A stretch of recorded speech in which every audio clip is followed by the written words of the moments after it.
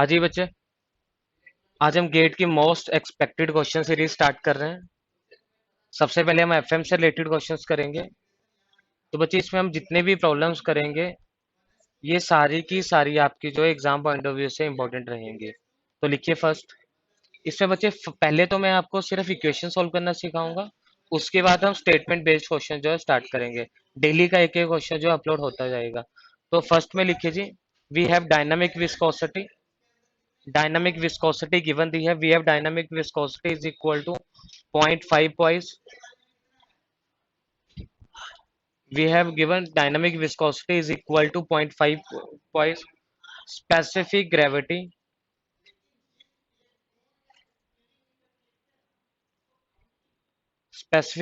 is equal to 0.5 and we have to find out the value of kinematic viscosity. बच्चे हमें find out क्या करना है? Kinematic viscosity find out करनी है। क्लियर है? अब बच्चे समझ लीजिए। बच्चे अब हमें सबसे पहले तो जब भी कभी आपने गेट पॉइंट ऑफ व्यू से पढ़ना है तो आपको ना पूरे की प्रॉब्लम को 4 स्टेप्स के अंदर डिवाइड करना है। पहला स्टेप तो क्या रहेगा बच्चे, ध्यान से समझ लिए। पहला तो है कि आपको गिवन क्या दिया है। पहला है कि आपको गिवन क्या दिया है। ठीक है, गिवन हमने लिख लिया। दूसरा स्टेप आपको करना है कि आपको फाइंड आउट क्या करना है। पहला स्टेप है गिवन क्या दिया है, दूसरा है आपको फाइंड आउट क्या करना है। थर्ड है जी कि उसके लिए कौन सा फॉर्मूला यूज होगा। थर्ड क्या है जी, उसके लिए कौन सा फॉर्मूला होगा। And last and the most important that is the unit conversion.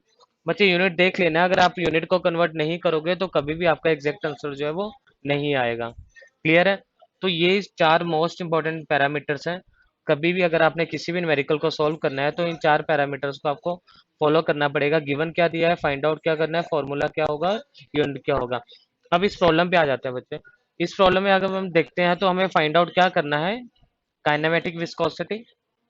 Given मैंने लिख लिया, फाइंड आउट करना गिवन दिया इसके अंदर कि फाइंड आउट क्या करना है, काइनेमेटिक विस्कोसिटी फाइंड आउट करनी है।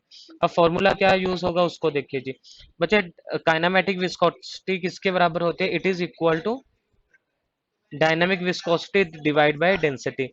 तो आपको है कि सर डायनामिक विस्कोसिटी तो गिवन दी है, लेकिन अगर मेरे पास डेंसिटी आ जाती है तो ये प्रॉब्लम जो है सॉल्व हो जाएगी। क्लियर है?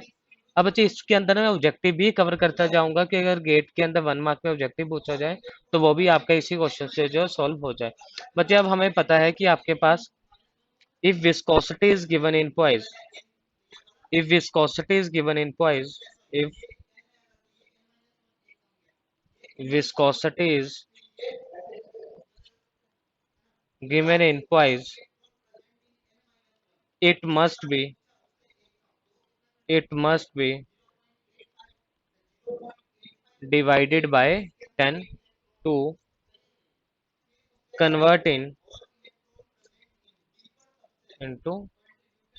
SI unit. अगर विस्कोसिटी आपकी पॉइज में दी है तो हम उसको क्या करेंगे जी, 10 से डिवाइड करेंगे। 10 से डिवाइड किस लिए करेंगे, to convert it into SI unit. तो यहाँ पे आपके पास डायनामिक विस्कोसिटी गिवन दी है 0.5 पॉइज।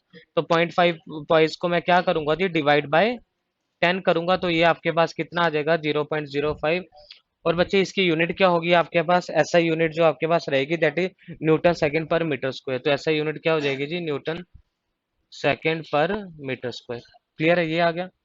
अब बच्चे नेक्स्ट आपको पता है रिलेशन, तो डायनामिक विस्कोसिटी आपके पास कितनी आ गई, it is equal to 0.05 divide by density.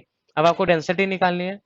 अब बच्चे स्पेसिफिक ग्रेविटी और डेंसिटी में आपको रिलेशन पता है, क्या रिलेशन है, specific gravity is equal to density of fluid, density of fluid to the density of standard fluid. अब बच्चे यहाँ पे जो फ्लूइड है मुझे नहीं पता है, लेकिन मुझे स्टैंडर्ड फ्लूइड तो पता है। स्टैंडर्ड फ्लूइड क्या होता है, वाटर होता है in case of a liquid. तो specific gravity is equal to 0.5 fluid, और यहाँ पे स्टैंडर्ड फ्लूइड क्या आ गया, वाटर। वाटर की डेंसिटी कितनी होती है, 1000। तो बच्चे यहाँ से मैं रो एफ निकाल लूंगा। तो रो एफ आपके पास कितना आएगा जी, 1000 इंटू 0.5। रो एफ आपके पास कितना आएगा जी, 1000 into 0.5, that is equal to 500। तो डेंसिटी ऑफ फ्लूइड आपके पास कितना आ गया जी, 500 किलोग्राम पर मीटर क्यूब। क्लियर हुआ बच्चे या नहीं हुआ? अब आपके यहाँ बच्चे डायनेमिक विस्कोसिटी आ चुकी है, डेंसिटी आ चुकी है, काइनेमेटिक विस्कोसिटी आ जाएगी। कैसे आ जाएगी जी? It is equal to dynamic viscosity divide by density, तो 0.05 डिवाइड बाय 500। क्लियर है बच्चे इतना या नहीं क्लियर है? इसे अगर हम सॉल्व करेंगे तो बच्चे अगर मैं इसके डेसिमल रिमूव करता हूँ तो नीचे आ जाएगा 500 इंटू 10⁻²। क्लियर है? ये कितना आ जाएगा 100, 1/100 इंटू 10 का स्क्वायर। तो मैं लिख सकता हूँ kinematic viscosity is equal to 1/10⁻⁴। और इसको मैं कैसे लिख सकता हूँ? It is equal to 1 into 10⁻⁻⁴। ये क्या आ गया आपका काइनेमेटिक विस्कोसिटी।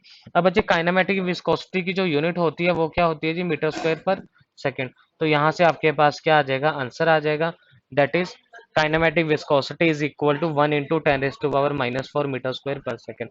बच्चे जल्दी से कमेंट सेक्शन में लिखिए आपको समझ में आया है नहीं आया, किसी को कोई डाउट है? तो बच्चे इस प्रॉब्लम में क्या था आपके पास? डायनामिक विस्कोसिटी गिवन दी थी, स्पेसिफिक ग्रेविटी गिवन दी थी, and we have to find out the value of kinematic viscosity. हमें किसकी वैल्यू फाइंड आउट करनी है? काइनेमेटिक विस्कोसिटी की। तो सबसे पहले हमने काम क्या किया? पॉइस क्या होती है? The CGS unit for dynamic viscosity. बच्चे पॉइस आपके पास क्या है? पॉइस है आपके पास सीजीएस यूनिट किसकी? डायनामिक विस्कोसिटी की क्या होती है जी? पॉइस होती है। अब इसको अगर एसआई में कन्वर्ट करना है then we have to divide it by, तो मुझे क्या करना पड़ेगा? उसे 10 से डिवाइड करना पड़ेगा, तो हमारे पास क्या आ जाएगा? आंसर आ जाएगा। क्लियर है बच्चे? तो बच्चे डेली इन क्वेश्चंस को आप प्रैक्टिस करते रहना और अलग से एक नोटबुक पे इन क्वेश्चंस को नोट कर लीजिए। और बच्चे जैसे कि यह लेटेस्ट नोटिफिकेशन आया उसके अकॉर्डिंग जो आपके पास पीएसपीसीएल होगा, पीएसपीसीएल भी आपके पास गेट के थ्रू होगा, पीएसपीसीएल भी आपके पास गेट के थ्रू होगा। और बच्चे कुछ एक पॉइंट्स को याद रख लीजिए, यहाँ पे आप जो भी कैलकुलेटर यूज करोगे वो आपके पास रहेगा वर्चुअल कैलकुलेटर। तो इंस्टीट्यूट की जो भी टेस्ट सीरीज हम प्रोवाइड करवाएंगे उसके अंदर वही कैलकुलेटर यूज होगा जो कि आपका गेट के एग्जाम के अंदर होगा। तो ट्राई कीजिए जितना हो सके आप उन टेस्ट सीरीज को दीजिए। अभी तक अगर आपने परचेज नहीं किया तो टेस्ट सीरीज को परचेज कर दीजिए। चैनल को अभी तक आपने सब्सक्राइब नहीं किया तो चैनल को सब्सक्राइब कर दीजिए। तो कल मिलते हैं एक नए सेशन के साथ, तब तक टेक केयर, गुड बाय।